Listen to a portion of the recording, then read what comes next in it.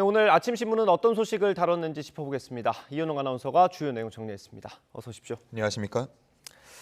네, 오늘 대선 관련 소식부터 보겠습니다. 어제 대선 후보 4명이 참여하는 사자 토론이 있었죠. 처음 토론을 진행했는데 관련 기사들 좀 전해주시죠. 예, 어제 저녁 8시부터 10시까지 2시간 동안 열렸죠. 첫 예. TV 토론, 사자 토론이다 보니까 굉장히 관심이 높았는데 또 제가 유튜브를 통해서 저는 봤거든요. 예. 많은 동시 접속자들 있더라고요. TV를 통해서 유튜브를 통해서 다양한 채널을 통해서 아마 많이 보셨을 것 같습니다. 하지만 주요 내용들 또 정리한 신문 내용들 한번 보여드릴 텐데 일면만 여러 개 모아서 보여드리겠습니다. 네. 제목만 보면 대충 어떤 얘기들 있었는지 알 수 있을 것 같습니다.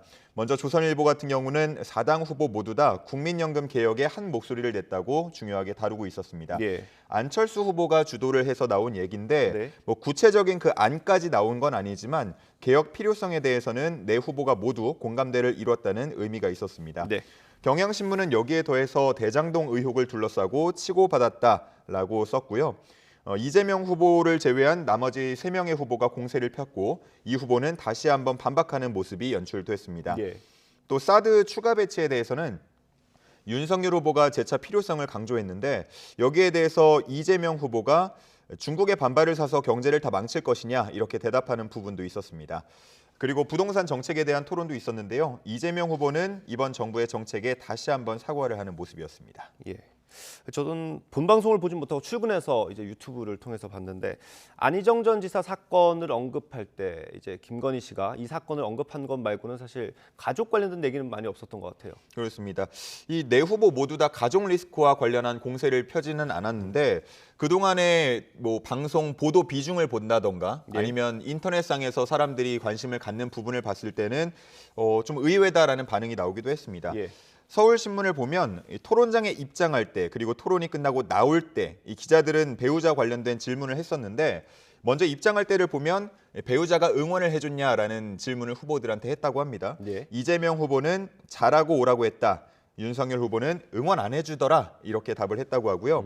심상정 후보는 남편과 동행을 했는데 예. 이분은 검증도 잘 안 한다 이런 얘기를 했다고 합니다. 예. 그리고 토론이 끝난 후에 배우자 관련 공세를 펴지 않은 점에 대해서 질의를 하자 예. 안철수 후보는 공약과 관련해서 말하는 게 옳다고 생각했다고 답했다고 하고요.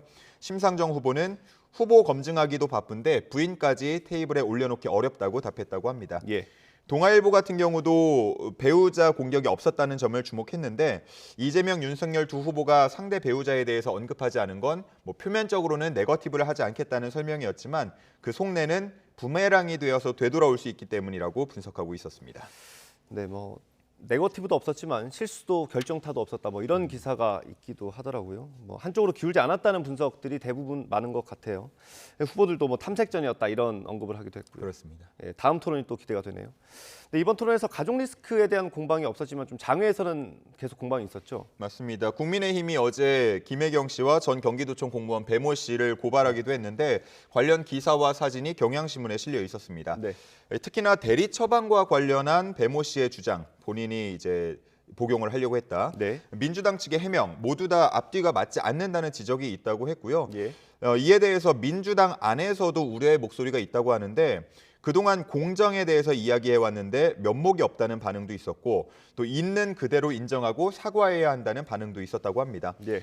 초선 의원 모임에서는 중도층을 끌어오는데 악재가 될 수 있다고 봤고요. 네. 진정성 있는 사과를 전할 필요가 있다는 의견을 당에 전했다는 내용도 담겨 있었습니다. 네, 다음 코로나19 상황 좀 보겠습니다. 어제부터죠. 동네 병의원들이 이제 코로나19 검사 그리고 치료에 참여하게 됐는데 이 과정이 좀 순탄하지 않았던 모양이에요. 그렇습니다. 여기저기서 혼란이 빚어지는 모습이었고요. 중앙일보에 나온 기사 내용을 한번 요약해서 설명을 드리겠습니다. 네. 먼저 가장 첫 번째로 동네 병의원 명단이 이제 기존의 계획대로라면 포털 사이트에 공개가 됐어야 되는데 네. 이게 이제 정오쯤 공개가 됐습니다. 예. 그러니까 오전부터 검사를 받고 싶었던 분들은 이거 동네 병의원 가야 되는데 어디로 가야 되는 거야? 이런 의문이 많았다고 하고요. 네. 그리고 신속항원 검사가 이제 받았을 때 양성으로 나오면 네. 그 병의원에서 바로 PCR 검사를 할 수 있는 원스톱 서비스를 하겠다고 했는데 실제로 이제 동네 병의원 200여 곳 가운데 한 50여 곳에서만 이 원스톱으로 진행이 됐다고 하고 예. 나머지는 양성이 나왔을 경우에 이 결과를 가지고 선별 진료소로 가야 했다고 합니다. 그렇다 보니까 방역 당국이 그동안 얘기해오던 이 원스톱과는 거리가 먼 부분이 있었고요. 네.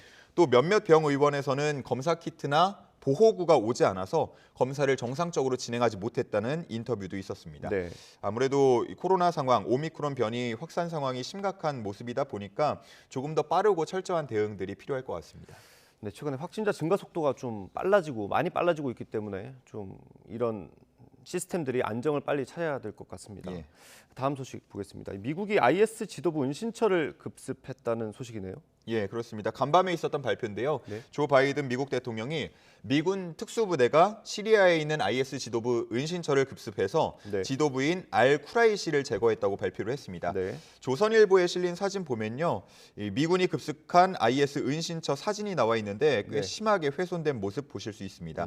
여기서는 총격전도 펼쳐졌고요. 예. 그 공방 과정에서 알 쿠라이시가 가족과 함께 있는 상황에서 스스로 폭탄을 터뜨려서 이제 스스로 결정을 했다고 합니다. 자폭을 했다는 거죠. 그렇습니다. 앞서 이제 작년 8월에 카불 공항에서 IS 자폭 테러로 인해서 미군 13명을 포함한 100여 명이 사망한 적도 있었는데요. 미군은 이번 급습에서 보여주듯이 계속해서 IS 격퇴전에 힘을 쏟고 있는 모습입니다. 네. 다음 소식 보겠습니다. 진짜 오랜만에 듣는 이름인데 우피 골드버그가 우리나라 신문에 나왔어요. 어떤 그렇습니다. 일입니까? 저도 정말 오랜만에 이 이름을 봤는데 예. 90년대 전성기를 누렸던 톱 배우고요. 예. 우리나라에는 뭐 시스터 액트 같은 예. 작품으로 잘 알려져 있습니다. 최근까지 ABC 방송에서 토크쇼를 진행해 왔었는데요. 예. 지난달 31일 생방송에서 했던 발언이 좀 문제의 소지가 있었다고 합니다. 네. 당시 이 주제가 홀로코스트 생존자 이야기를 다룬 책을 교과 과정에서 제외한 이슈를 두고 이 얘기를 나누는 시간을 가졌었는데 네. 이때 골드버그가 홀로코스트는 인종차별 차원의 문제로 볼 수 없고 인간의 비인간성에 대한 문제로 봐야 한다라는 취지의 이야기를 했다고 합니다. 이에 대해서 유대인 단체가 반발을 했고요. 골드버그는 실언을 했다라면서 인정하고 사과를 했지만 예. 15년 동안 진행해온 해당 토크쇼에서 출연 정지를 당했습니다. 예. 일단 뭐 영구 정지는 아니고 2주 동안 출연 정지 처분이 내려졌다고 하는데요. 본인도 사과를 했고 방송국도 반성하라는 차원의 징계라고 한 만큼 2주가 지나면 다시 돌아와서 아마 사과를 다시 하고 방송을 진행할 것 같습니다. 그렇군요. 뭐 추억 속의 인물이었는데 좋은 소식은 아니었습니다. 예, 그렇습니다. 예. 다음 올림픽 얘기해 보겠습니다. 오늘 저녁에 개막하는 거죠? 그렇습니다. 우리 시간으로 오늘 오후 9시에 개막식이 펼쳐집니다. 네. 중앙일보는 이번 올림픽에 대해서 몇 가지 숫자로 좀 소개하는 기사를 실었는데요. 네. 함께 보시겠습니다. 먼저 여기서 나온 0은 보면 해외 관람객 수입니다. 예. 코로나, 오미크론 확산 속에서 펼쳐지는 베이징 동계올림픽이다 보니까 무관중까지는 아니지만 아주 제한된 조건에서 중국 본토 거주 관람객만 받기로 했습니다. 그래서 해외 관람객 수는 0이다 표시를 해놨고요. 예. 다음 숫자 1은 하계올림픽과 동계올림픽을 모두 치른 유일한 도시, 최초의 도시가 됐다는 점을 말하고 있었습니다. 그 옆에 나온 109는 15개 종목에 걸린 금메달 숫자를 의미하는데요. 예. 평창 올림픽 때에 비하면 7개가 늘어난 수치고요. 네. 우리나라는 여기서 지금 목표로는 한두 개 정도 금메달을 획득하는 걸 목표로 하고 네. 있습니다. 왼쪽 하단에 나온 13은 경기장 숫자를 말하고요. 오른쪽 하단에 나온 2,900은 91개국에서 모인 선수단 인원을 의미하는데 예. 우리나라에는 64명의 선수단이 멋진 모습을 보여줄 준비를 하고 있습니다. 네, 뭐 가장 중요하고 궁금해하실 것 같아요. 우리나라 선수들 경기 언제 볼 수 있는 겁니까? 뭐 당장 내일부터 이제 펼쳐지는데 우리 선수들의 주요 일정들을 정리한 기사가 한국일보에 실려 있습니다. 네. 보면서 설명을 드리도록 하죠. 일단 앞서서 제가 말씀드렸듯 우리나라는 한두 개의 금메달을 목표로 하고 있다고 말씀을 드렸지만 예. AP통신 등 외신에서는요. 우리나라가 쇼트트랙에 걸린 9개 메달 중에 금메달 3개를 가져올 것이다. 이렇게 전망을 하고 있었습니다. 우리나라보다 더 후한 점수를 주고 있네요. 그렇습니다. 이 쇼트트랙이 바로 당장 내일 5일 저녁부터 펼쳐지는데요. 예. 내일 오후 10시입니다. 저녁 10시에 이번 대회에서 처음 생긴 2000m 혼성 계주를 시작으로 13일과 16일에 쇼트트랙 경기가 쭉 펼쳐집니다. 예. 정말 뭐 9개 중 3개 이상을 가져올 수 있을지 주목이 예. 되는 부분이고 또 금메달을 기대해 볼 수 있는 배추보이 이상호 선수의 스노보드 경기는 오는 8일에 볼 수 있습니다.